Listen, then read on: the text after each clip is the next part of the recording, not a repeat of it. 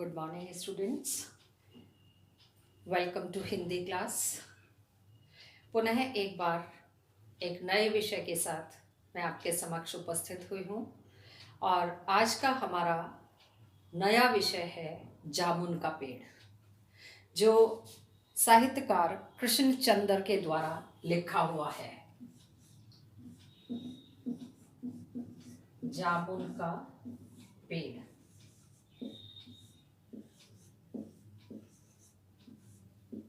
अव्यवस्थाओं की ओर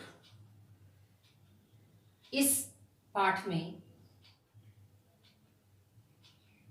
इशारा किया गया है। व्यंग रचना है ये।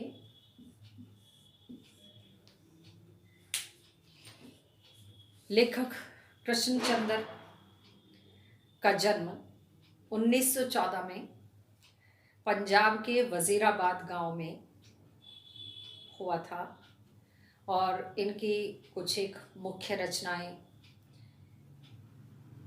गिरजा एक खंदक, यूकेलिप्टिस की डाली, ये कहानी संग्रह हैं। शिकस्त, जरगांव की रानी, सड़क वापस जाती है, आसमान रोशन है, एक गधे की आत्मकथा, अन्नदाता, हम वहशी हैं, जब खेत जागे आदि इनके कुछ उपन्यास हैं। साहित्य अकादमी जैसे सम्मान से इन्हें नवाजा गया और इनकी मृत्यु 1977 में हो गई थी। जामुन का पेड़ कृष्णचंद्र की एक प्रसिद्ध हास्य व्यंग रचना है, कथा है।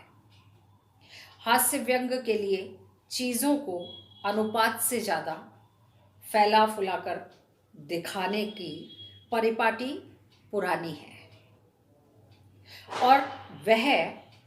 और यह कहानी भी उसका अनुपालन करती है।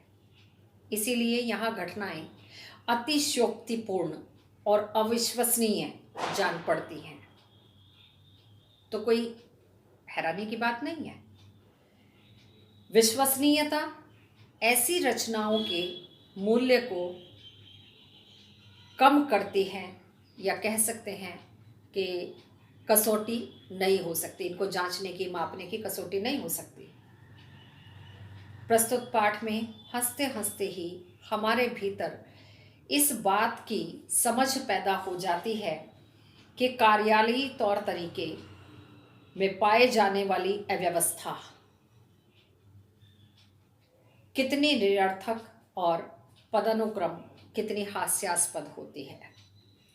बात यहीं तक नहीं रहती, इस व्यवस्था के संवेदना शून्य और अमानवीय होने का पक्ष भी हमारे सामने आता है, क्योंकि अंत में जो व्यक्ति पेड़ के नीचे दबा वह शायर था, यह जानने के बाद हालांकि उसे पेड़ से निकालने के लिए कार्य की गति बढ़ती है, एक कार्यालय से दूसरे कार्यालय में उसकी फाइल भेजी जाती है, साहित्य अकादमी का उसे सचिव बना दिया जाता है, परंतु जब तक उस पेड़ को हटाने की बात सिरे चढ़ती है तब तक वह दूसरे लोक में जा चुका होता है।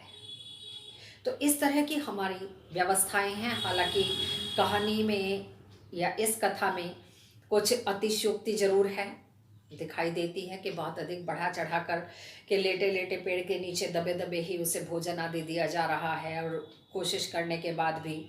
पर बहुत सारी बातें ऐसी हैं कि जो सच भी हैं।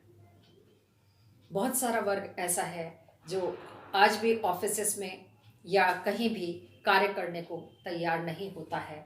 सरकारी दफ्तरों की बात अगर ले ली जाए, आगे बढ़ते हुए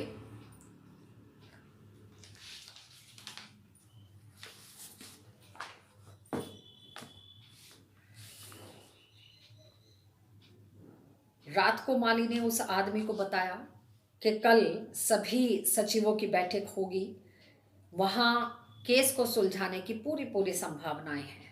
दबे हुए आदमी ने तभी गालिब का एक शेर सुनाया ये तो माना कि तगाफुल ना करोगे, लेकिन खाक हो जाएंगे हम तुमको खबर होने तक। यानी पता नहीं कब निर्णय होगा और कब मैं इस पेड़ के नीचे से निकल पाऊंगा और मेरी जान बच जाएगी। पर वही हुआ कि secretary, under secretary, joint secretary, senior secretary, secretary, सबके पास जाते जाते फाइल, प्रधानमंत्री जब विदेश दौरे से लौट आते हैं तो वहाँ तक पहुँच जाती है और निर्णय भी उन पर ही छोड़ दिया जाता है। शाम के 5 बज जाते हैं। स्वयं सुपरिटेंडेंट कवि की फाइल को लेकर आते हैं और चिल्लाते हुए बताते हैं कि प्रधानमंत्री ने इस पेड़ को हटाने और काटने की सारी जिम्मेदारी ले ली है, आज्ञा दे दी है। परंतु जब वो कवि को छूता है तो कवि का हाथ ठंडा पड़ा हुआ होता है। उसके जीवन की फाइल पूरी हो चुकी थी। यहाँ इस पाठ का अंत हो जाता है।